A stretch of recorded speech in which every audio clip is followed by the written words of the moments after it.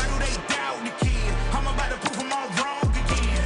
I got a low tolerance, cause they don't even know what the problem is. It's me. You waiting on the boy to fail, then hold your breath and face your death. Cause you play a roulette with each step I progress, no less. Go ahead and place your bets, cause we know who we at, we know we top tier. Cause all the hate that you bring, we know it stops here. I'm taking off like a rocket here and stopping here. It's strange how they cannot see the future but see profit here. Wait up, we gon' always win. Tell 'em I can't take no loss. My team hold no L's, no. Aiming for the top, can't make it by myself. Welcome to Brett Breaks Things. This is going to be the last show for this week. Both Scotty and I have something in RL that's real life that we got to take care of. We will not be here tomorrow. I appreciate you joining us today, and we will see you Monday after today's show. We will not be here tomorrow, and I appreciate that. I'll probably announce it again during the show at some time. Our numbers increase as the show goes on, so I'll announce it again, but I just wanted to put that out there. And like I said, yesterday we said we're watching a lot of things. We're watching a lot of things, and a lot of stuff is developing. And I was watching just a brand new news conference here. Trump is speaking to the media from the Oval Office, talking about stopping a flow of money to Russia for oil, secondary sanctions. He's sitting with Erdogan, by the way, the president of Turkey. Yes, at the UN, he was talking, paper tiger is what he called Russia, talking about Ukraine should fight, will aid, they can get back their territory. Huge shift in rhetoric concerning the Ukraine conflict with Donnie. So we're going to definitely keep an eye on that. We're keeping an eye on some other stuff. Now, some of this stuff has come to fruition. Some of the stuff that we've been waiting for has come to fruition. Okay? Now, we're going to open with, I see that, Scotty. Is that not take? Oh, there it is. It's all right. As long as you can hear me, you don't have to see me. I promise. It's fine. It's not the draw. It's not the appeal of the show, seeing me. So it's fine. Actually, I don't really care. But, Mom, I hear you. Thank you. I appreciate your thoughts. I know exactly what just went. Thank you. I'm going to move. All right. Now, we got into the story about Eric Siebert. Name sounds familiar. To refresh, he was the U.S. Attorney of the Eastern District of Virginia. He was a Trump pick. He was a Trump guy. He had been brought to Trump's attention by numerous DOJ officials, other attorneys and judges that Trump trusts. Many people had brought Eric Siebert to Trump, and he made him the U.S. Attorney of the Eastern District of Virginia. And he was tasked with bringing a case against James Comey and Letitia James. Those two particularly. Now, James Comey has two other cases that are being investigated on behalf of the Trump administration. He's all over Comey. He wants Comey in jail. He wants to prosecute his political enemies. He wants to use all of the power that he is afforded by his position and the positions of the people he installed with sycophants to put James Comey in jail, period. Eric Siebert, he wanted to. Believe me, he wanted to do Trump's bidding, but he failed. He failed because in the end, he was not willing to go to a grand jury with no evidence against James Comey. He wasn't willing to do it. He wanted to do it, but as a lifetime prosecutor and somebody who's actually good at his job, he knew damn well what Trump is asking of him cannot be accomplished. Not by legal, normal means. So they had to go outside legal, normal means. Trump moved to fire Eric. Eric said, you don't got to fire me. I'll leave. He resigned. He didn't put up a fight like Rebecca Black and Lisa Cook. He didn't put up a fight. He left. He's a Trump guy. Even though Trump fired him, fine, let me get out of the way. And he got out of the way. And in stepped his replacement, Lindsey Halligan. Lindsey Halligan is his replacement. Now, we were going to do a little bit of a story on Lindsey earlier this week. It got pushed. But I was going to present it as simply, we've got a more loyal Trump sycophant who will do what Trump says. But will she do what Trump says in this case? If Lindsey Halligan gets in Eric's seat, takes a look at the evidence, and the investigation and sees that there actually is, as Eric claimed, not enough evidence, what will she do? Was she simply put there because she's even more loyal and tenacious and made promises? Or was she put there specifically to do one thing? Bring an indictment on James Comey at whatever cost. Don't get in there and, overshadowed by your loyalty for me, do the best you can to bring charges, to bring an indictment. No. Will you, in the face of everything Eric Siebert has said, will you bring charges? Will you go to a grand jury to indict James Comey? I think it's the latter. I think she said, sir, put me here. I will go to the grand jury. I don't care if there's enough evidence. She is a career insurance lawyer. She was the wacko with the big mouth when FBI agents raided Mar-a-Lago looking for classified documents. That was her. Made a fool of herself. Ostentatious. Abrasive. She made a fool of herself. She has 0.0 time spent prosecuting cases. She was the one who said, Don, I'll just do it.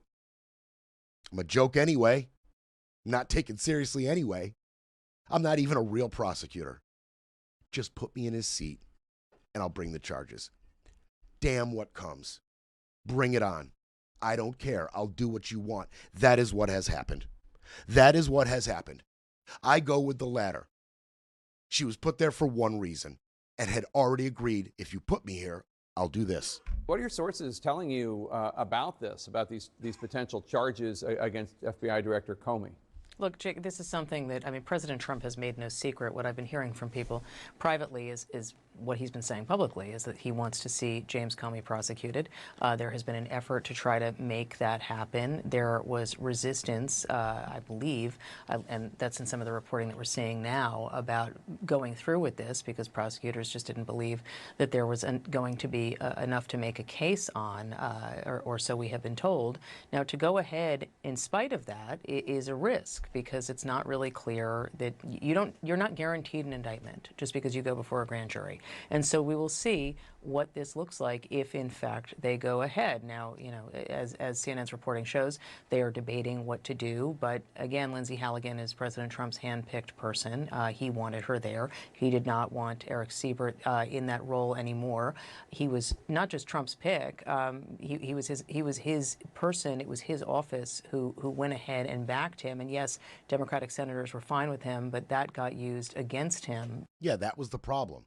He was so qualified that even the Dems had no problem with him. That's the problem. He was qualified, knew the law, wasn't going to embarrass himself or the Eastern District of Virginia or the Trump administration by going forward to a grand jury to get stiff-armed. He wasn't going to do it. So in steps Lindsey Halligan. And I'm telling you, this appointment of Halligan, people were shocked. Shocked. This is one of the most sensitive departments in the country, leading a staff of 300 lawyers.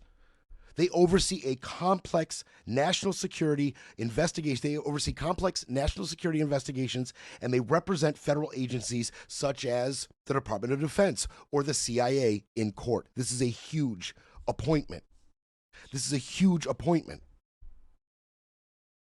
Officials who usually get this type of position have typically spent their entire lives, entire careers in the district that they are being appointed to.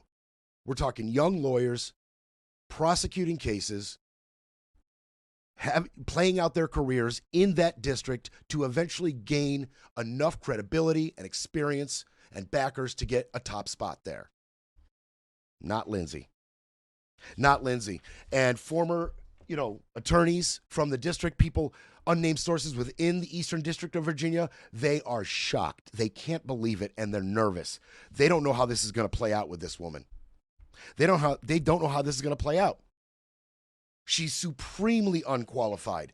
Randy's term kakistocracy keeps coming back up time and time again. This truly is a kakistocracy, not just a bad government or bad picks, the worst picks purposefully. It's pretty frightening.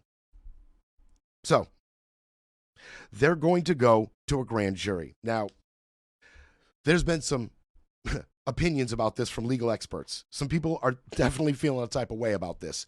One, John P. Fishwick, who served as U.S. Attorney for the Western District of Virginia from 2015 to 2017, he said this: perjury is a very difficult crime to prove. The department must show that a particular statement was false and that the defendant knew it was false at the time he or she testified. Because of the difficulty of proof, it is not often pursued. What are we talking about? That's what they're accusing Comey of doing. In 2020, there was a hearing, and they're saying he lied. He lied to the Senate. He lied to the Senate, and we're going to bring you some of that footage. We're going to bring you some of that footage on the other side of the break. We're going to bring you the supposed lying. But the legal experts are saying, no, this is very difficult to do.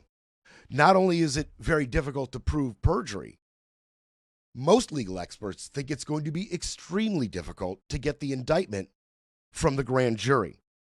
Okay? The investigation was called Crossfire Hurricane, by the way. Okay? That's the investigation that they claimed the FBI took missteps and Comey lied about. And they're going to take that to a grand jury. And grand juries, it's not that tough to get an indictment from a grand jury. One prosecutor said prosecutors can generally indict a ham sandwich through a grand jury. That's one of their sayings. But in this case, it could get muddier. It could get muddier. And Don himself muddied it up. We're going to talk about that on the other side of the break, and we're going to show you the testimony that got James Comey in this trouble.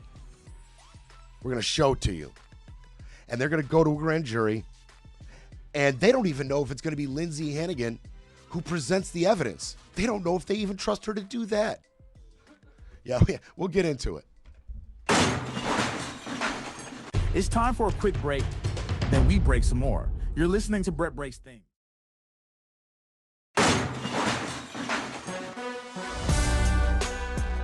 Brett breaks things because someone has to.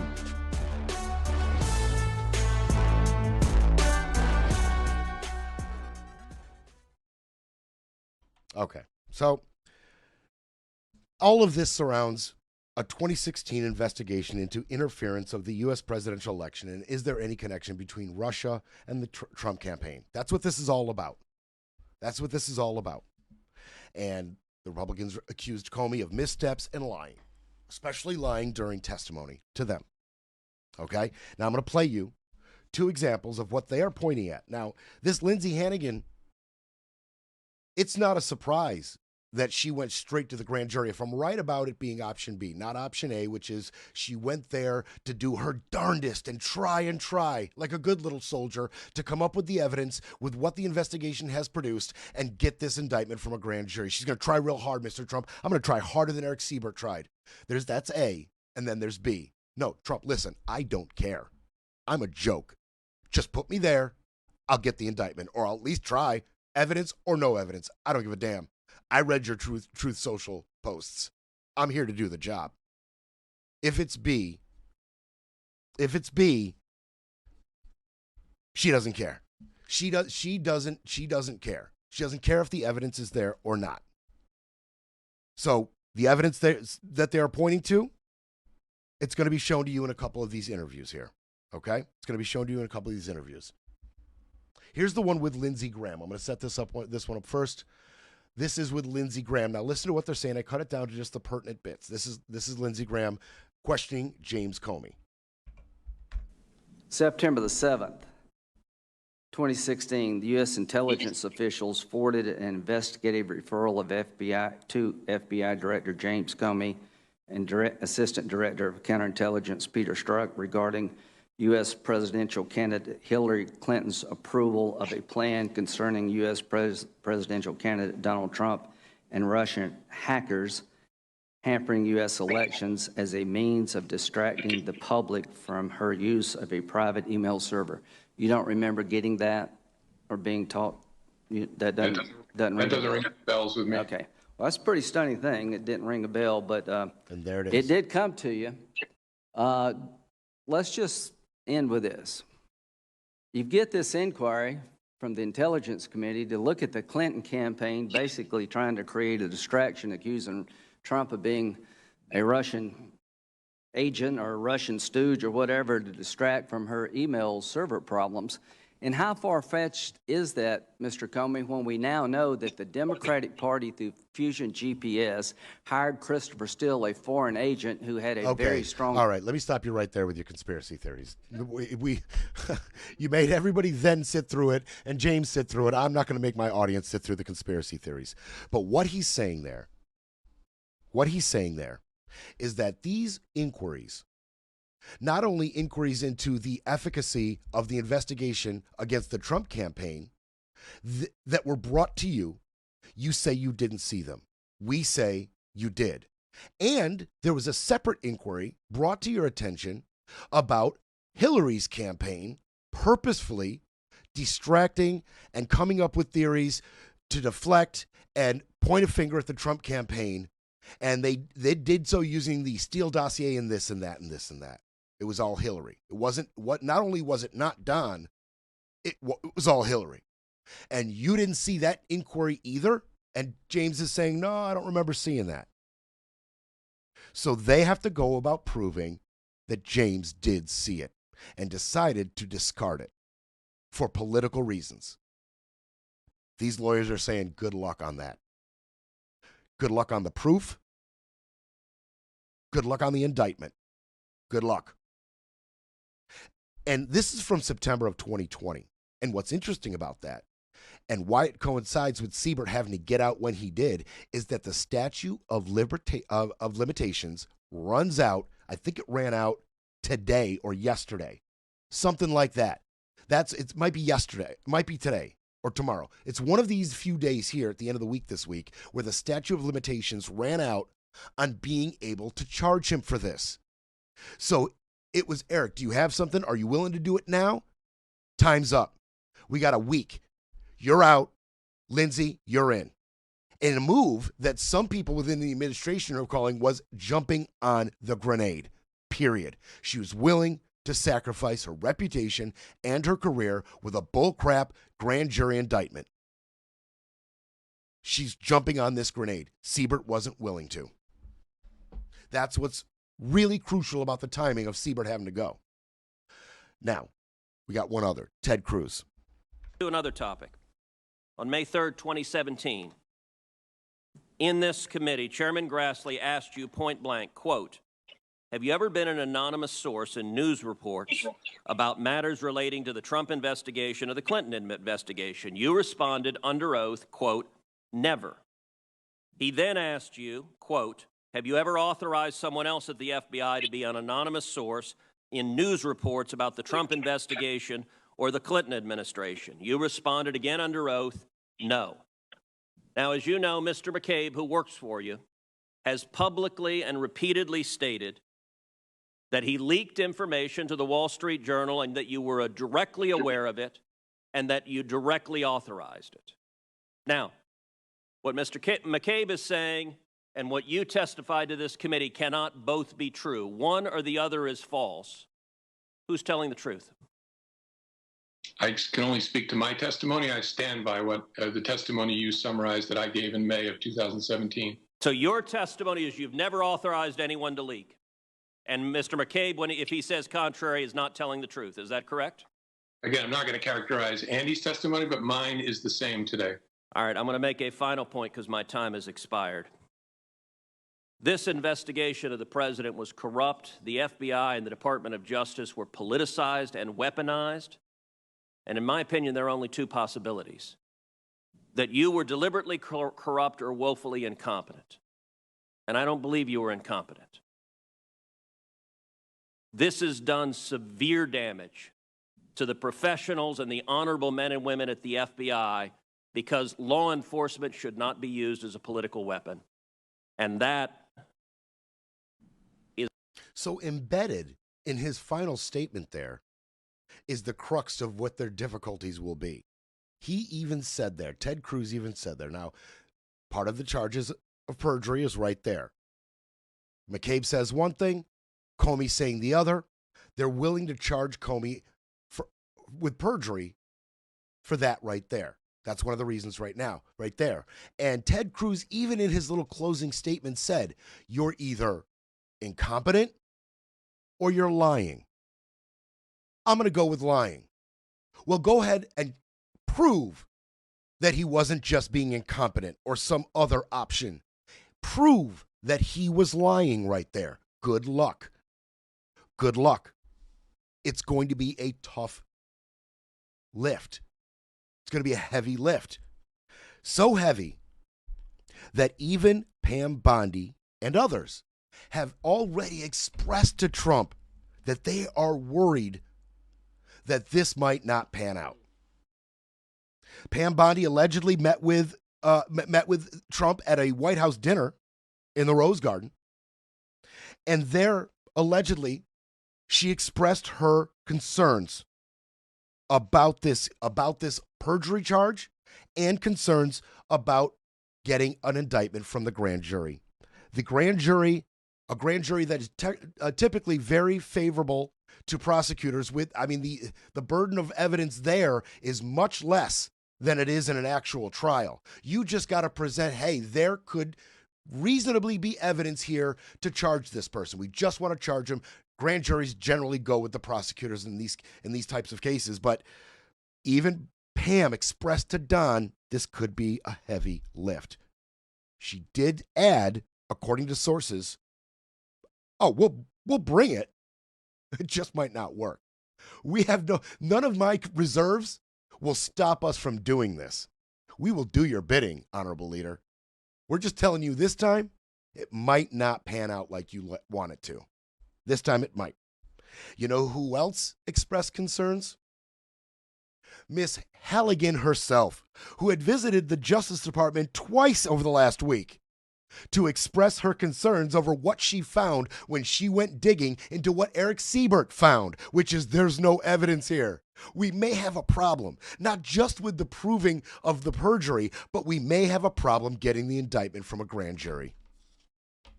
We may have a problem. These problems are baked into our legal system. These roadblocks, let's call them safeguards, they're baked into the law. They're there for a reason. They're there for this reason.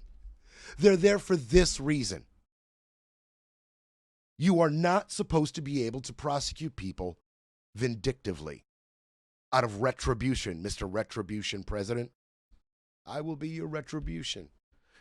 A couple of those campaign promises came true. No tax on tips, no tax on Social Security. No. Not touch your Medicare, Medicaid. We couldn't do that either. Attack the brown people. We got you. Attack the brown people. We got you. Arrest a bunch of high-profile Democrats. We got you. We'll at least try. So he did fulfill some of his campaign promises. He fulfilled some. But this one's going to be tough because there are safeguards to prevent this. Justice Sonia Sotomayor talked about this. Last summer, she talked about this, and she was talking about this. She could see in the future. What I'm going to read to you from her is from last summer, and she wrote this in response to the Supreme Court giving Trump power over everything and safety from being indicted. Okay? Once you handed that much power over to the executive, Sotomayor saw a problem with this, and she said, federal criminal prosecutions require robust procedural safeguards. She said, bare allegations of malice would not make it out of the starting gate. Although a private civil action may be brought based on little more than intense feelings, a federal criminal prosecution is made of firmer stuff. Okay, Justice Sotomayor. I like the way that sounds. Let's see how that plays out. Part of the safeguards we're talking about it lies with the federal prosecutors themselves. Okay? They are bound to pursue impartial prosecutions, not on whim, not on politics, but only facts and law. That is their duty. That is what they are bound to do. And if they are faced with a situation like Eric Siebert was faced with, they are bound by their duty to do what Eric Siebert did, which is walk away. Do not bring unjust, partial, political prosecutions.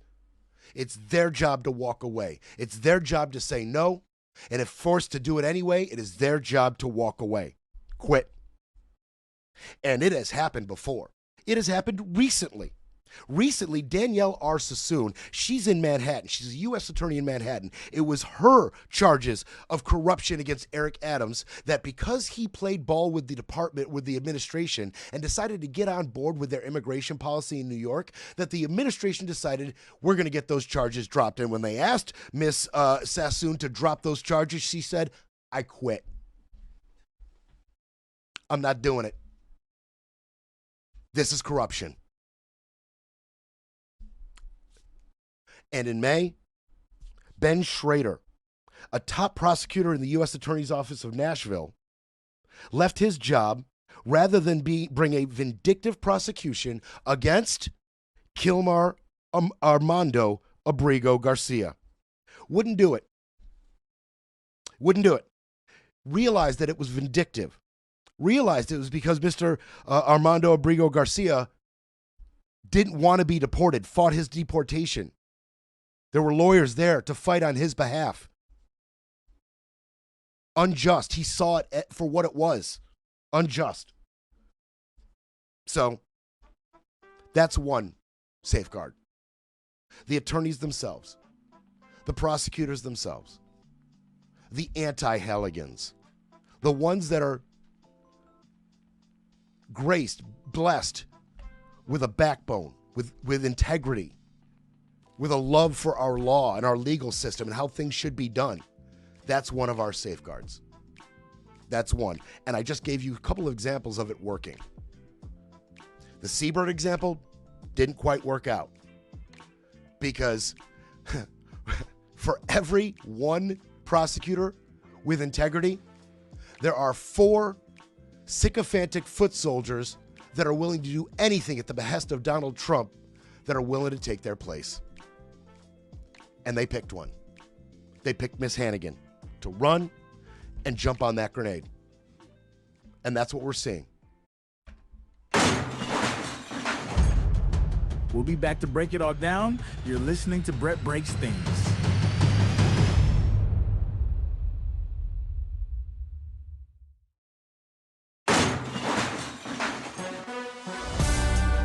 You're back with Brett Breaks Things, because silence isn't an option.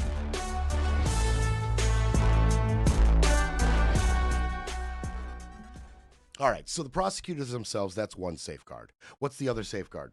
Grand juries. We already brought it up. Grand juries, 12-man panel. They decide whether there's enough evidence to bring an indictment. Okay, they can't just do this without a grand jury indictment. And I told you, it's usually pretty easy to get one. Pretty easy to get one, especially from the more high-profile prosecutors. Just, it's easier. It's easier to get one. Let it go to trial. Let them figure it out. But recently, this administration has seen grand juries not go in their favor. There has been a trend. Although normally not hard to get an indictment, recently, especially concerning Trump's immigration policy, it has been tougher for Trump to get indictments from a grand jury. There are more than 8 or more, a few more, we're not, it's a little unclear, but at least 8 cases recently made in Washington and Los Angeles. All of them concerning violence against federal agents, ICE agents, Border Patrol, right? They wanted to bring indictments against protesters who they say were violent and attacked federal officers. In 8 of those cases, they were unable to bring a grand jury indictment. That is stark contrast to what grand juries usually return in terms of indictments. Usually it's a much more successful rate than 8 being rejected more just recently, especially rejecting this administration. Okay? And there's more. You see, Don is making it tougher on himself.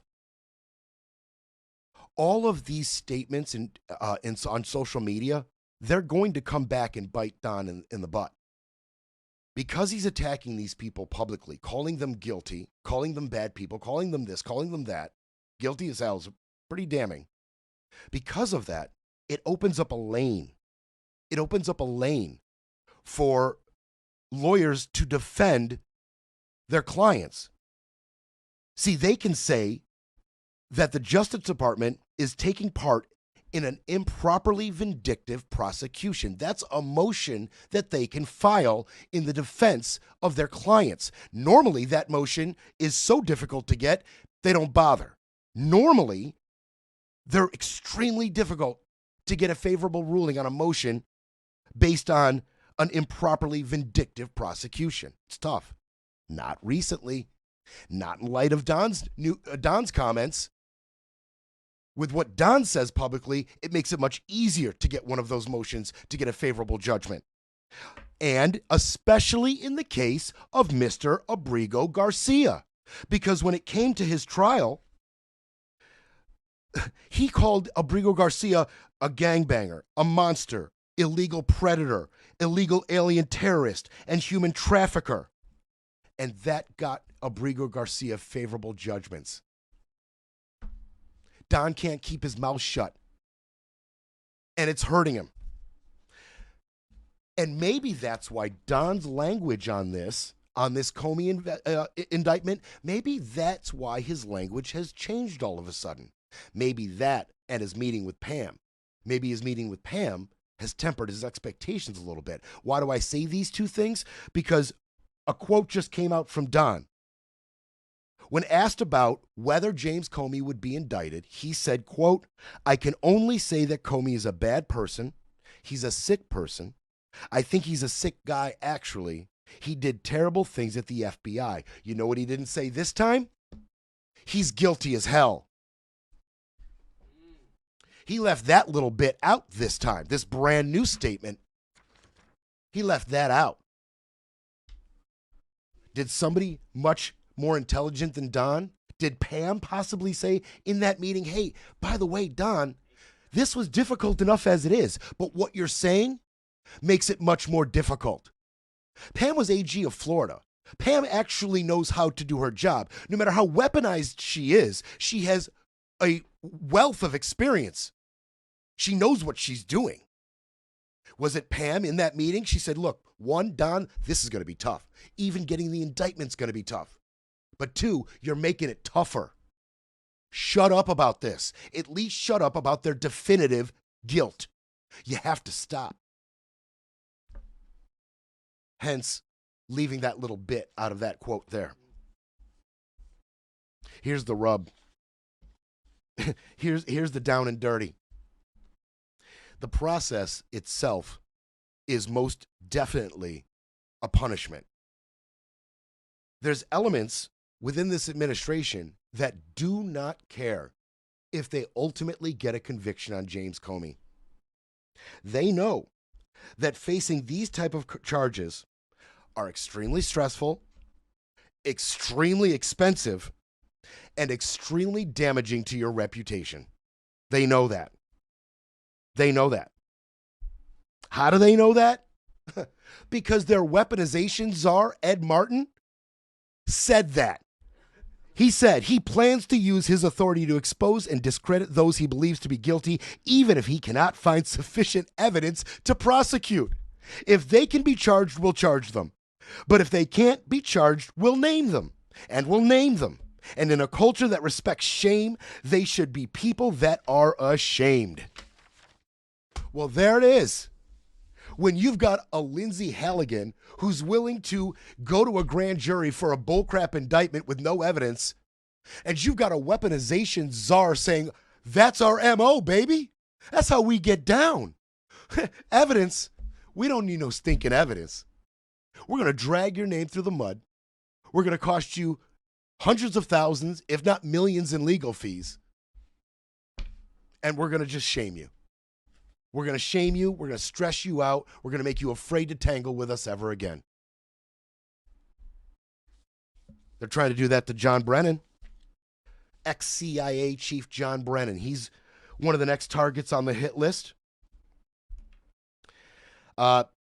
This is in response to some of his agency's investigations into the 2016 election. It was also in the Eastern District of Pennsylvania, and they have been trying to bring charges against John Brennan for perjury. Well, that case has stalled as well. We have no indictment yet. We have no charges yet. We have nothing of the sort.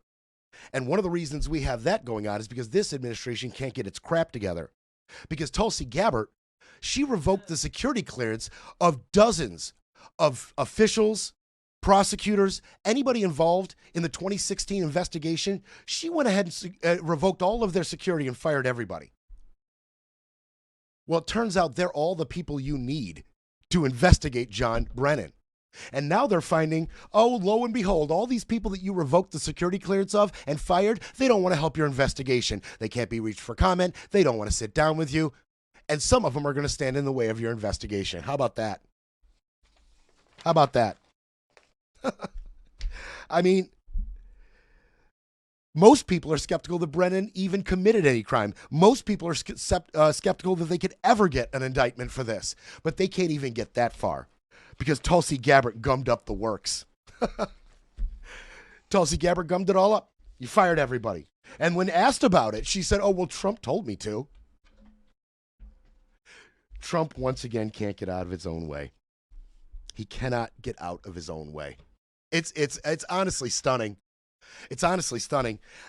So they're going after Brennan. They're looking for a grand jury indictment into Comey. And we mentioned Letitia James. And don't forget why this is happening to Letitia. She got successful civil fraud charges against Trump's real estate empire, costing them millions and barring them from doing business in New York. This is retribution. Go ahead and remind yourself, refresh yourself on that. Letitia James successfully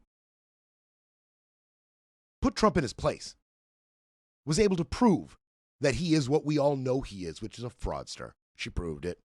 He'll never let it go. He'll never let that go. So she's also, with Brennan, next on that hit list. There's more. We'll get to it. There's more. But yeah, Letitia's next. We are being told this by 3 sources that an indictment of Comey is expected in the coming days. They're also saying that this same office is expected to charge Tish James, the New York Attorney General, with mortgage fraud. And of course, Donald Trump, we all saw it posted on Truth Social in recent days, exhorting his Attorney General to charge both of those people as soon as possible.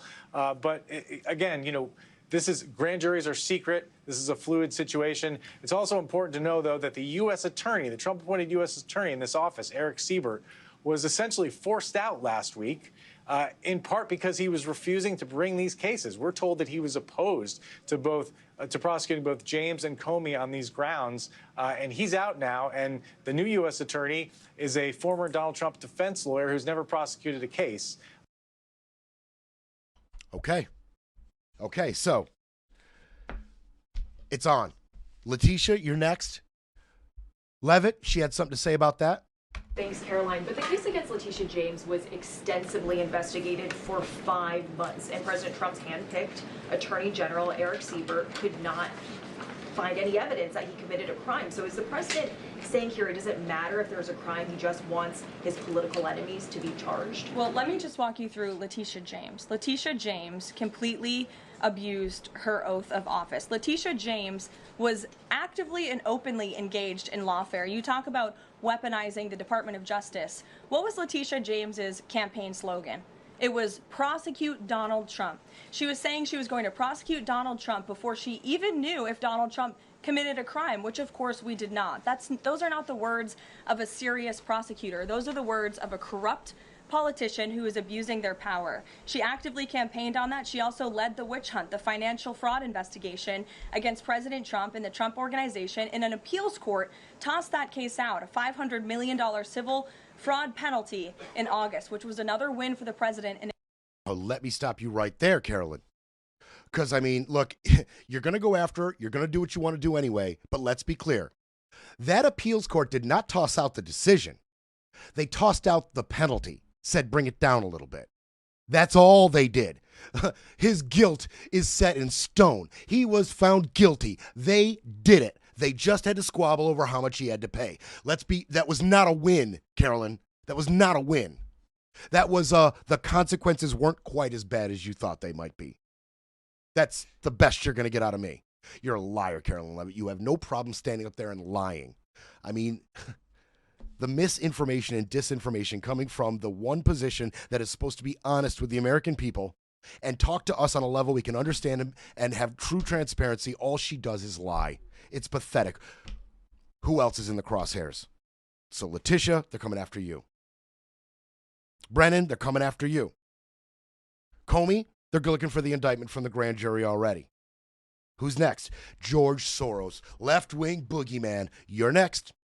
You're up, George Soros. Now, George Soros has a global network called the Open Society Foundation. It was founded decades ago, and it funded democratic initiatives all around the world, okay?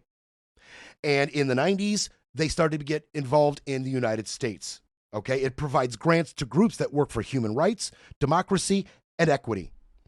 But Mr. Trump and the Republicans contend, without any evidence, that it is a shadowy network promoting civil unrest, violent protests, and property destruction.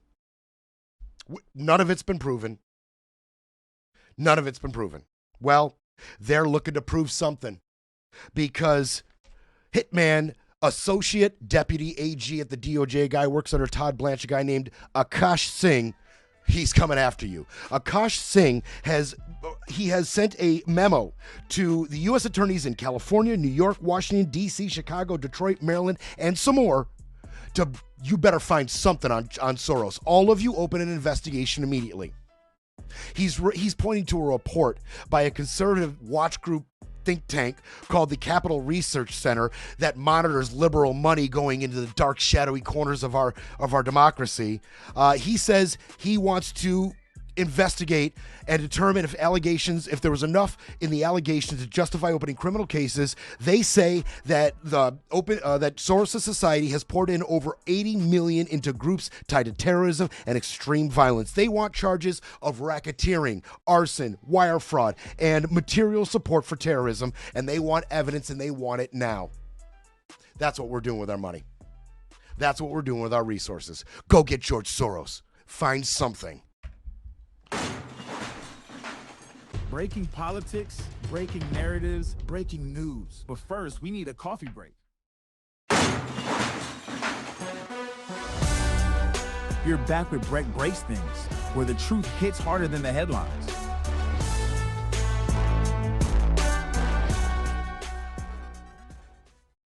All right. So what's looming? We talked about it. September 30th, the shutdown. September 30th, we shut down. It's a problem. And it's a bigger problem than you may know. I mean, we've faced shutdowns before. Randy's talked about shutdowns in the face of them. She talked about who gets affected. She talks about who gets affected, how bad it is, how we have to race to come together, meet demands, get it, a continuing resolution at least. If we can't get a full appropriations, at least get a continuing resolution. Well, it's looming. And we have not come any closer at all. We're probably farther apart than we were when we started this little crisis. We're probably farther apart right now to getting this thing resolved. We're not close. It's a big problem. It's a big problem. Now, what they want to do, what the Republicans have offered to do, is do a continuing resolution to extend funding to November 21st. Okay? Democrats have other plans. But to do this, Democrats have to come to the table with Republicans, and they have to hammer out the language of the continuing resolution or a full appropriations. But a continuing resolution at least. The appropriations, even if they wanted to come together and do a full appropriations and get the government completely funded, there wouldn't be enough time to do so before September 30th. It's just not a reality. We're looking at a continuing resolution. That's the deal. Remember we did this last time? We did this in March, right? And the Republicans baked in to the continuing, and that's what we're under right now, is March's continuing resolution. That's how it's being funded right now. We're in that one. And baked into the language of that continuing resolution was more power to the administration, particularly the Office of Money Management and Budget, the OMB, run by Russ Vought, the main architect of Project 2025. Now, baked into that language, under a continuing resolution, the president can stop or withhold funding to whatever he wants for as long as he wants. That was part of the power that Chuck Schumer handed over to him. I'm going to call it Schumer's folly. He and a few other Democrats went along with that continuing resolution and handed Trump a ton of power. And that has put them in quite a bind. It's put them in quite a bind, and I'll tell you why. Even if they come to a continuing resolution, and the way a continuing resolution works, the way it works is, in appropriations, there are detailed reports on how to spend the money, and that is agreed upon by Congress. When it comes to a continuing resolution, the administration can decide to drop any of those reports it sees fit. It can drop any of them and do whatever it wants with that money. In the past, even Republican presidents facing a continuing resolution have just honored the reports. They've honored the money that was distributed by Congress because they wanted to play nice. They wanted to keep negotiations open in the future on these things. And they knew that it was just better off for the country to keep things running smoothly and have the perception of the American people softened a little bit. This isn't the crisis you think it is, right? Everything's running normal. We're not going to start cutting things willy-nilly because we're in this continuing resolution. We'll just go with what Congress has appropriated. No big deal. Well, not this administration. Not this administration. You want to know what they did with their power to drop those reports in March's continuing resolution? I'll tell you. I'll tell you some of the things they did.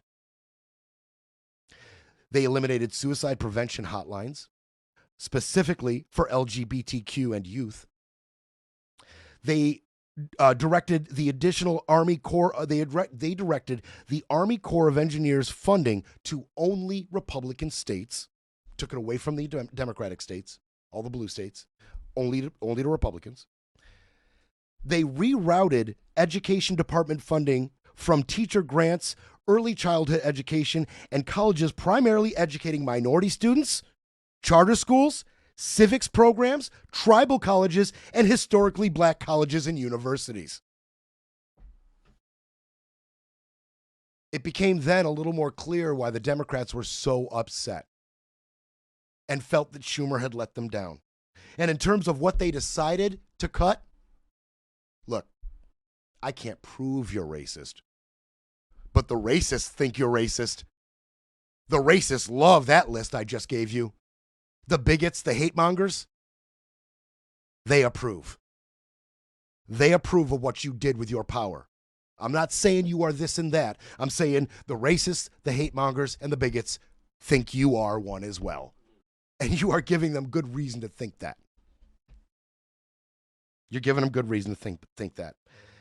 You know, it is not law that the administration honors those reports. It's just been good business for America. And it's been the way we've been doing things for quite some time, Republicans and Democrats. Not till Donnie. When asked for comment, Russ Vought and the OMB, they declined. They declined. It gets worse. And this might be the plan all along. Some Republicans are saying we shouldn't extend this CR through November 21st. Some are saying we should extend it a whole year. We should sit down and worry about actually funding this government in a year from now. And in that year, President Trump will do whatever the hell he wants with congressional appropriations. He'll just cut and spend and move and take and give and weaponize whatever the hell he wants. Whatever agencies he deems not important or not critical, they shut down. Whatever agencies he deems critical, they stay open. They stay open. Now, normally, in these instances, some of the sectors that stay open will be like airport screeners and TSA, right? They would be unpaid, but directed to come to work. You got to come to work. You're critical. That's just one example.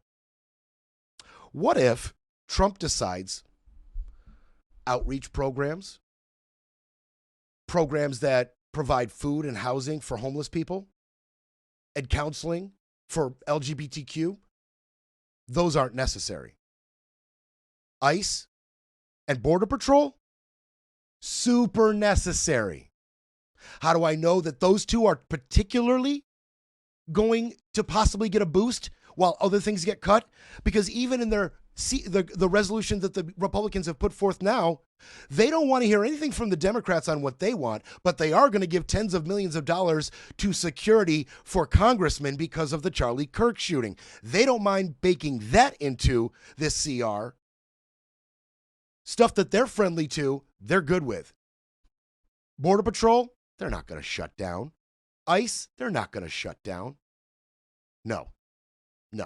Trump will weaponize who shuts down and who doesn't. Who shuts down and who doesn't. Now, Schumer's folly. Before I tell you what happens next, let's talk about Schumer's folly. Schumer and that handful of Democrats that went along with March's continuing resolution did this to us. He says he's not going to repeat that move. What did he say about it? The world has totally changed from March. People have seen the damage the Republicans are doing. The reconciliation bill just decimated healthcare. Tariffs are now in effect and raising people's costs. Their costs are going up left and right. We have seen the unlawfulness of the Trump administration after March, with the recessions, with the impoundments, with the pocket rescissions. So the world's a different place right now. Chuck says, I'm not blinking. This is that game of chicken I told you about. Remember the game of chicken I mentioned 2 weeks ago? We're going to be the ones that get hurt either way. What does the game of chicken involve? Well, the Democrats say we're not going to sign your continuing resolution unless you extend the subsidies for the ACA, roll back your Medicare and Medicaid cuts, and give that $400 million back to public broadcasting. Those are hard points for the Democrats. They want those things. They want them. What is Trump's response to what the Democrats want? He canceled a meeting he had with them over this. They were going to meet, hammer things out. When Trump heard that they had the audacity to even bring demands, which he says are completely out of the question, all of them, he just canceled the meeting. And he says, look, if you guys want to be realistic and not come with any demands at all, and are you ready to just kind of get on board, then we'll have a meeting. You still want to represent what's best for the American people? How dare you? Meeting canceled. How dare you? All right. We are off tomorrow. Scotty and I have some real life to take care of. We're off tomorrow. But a lot of this stuff is going to play out. It's going to play out before we get back to you Monday. Trump is already saying some pretty interesting stuff, and it's going to be our pleasure to jump into that, sink our teeth into it, and bring it to you Monday. Have a great weekend. They'll try to repair the narrative, but Brett breaks things will be back Monday to break it all down.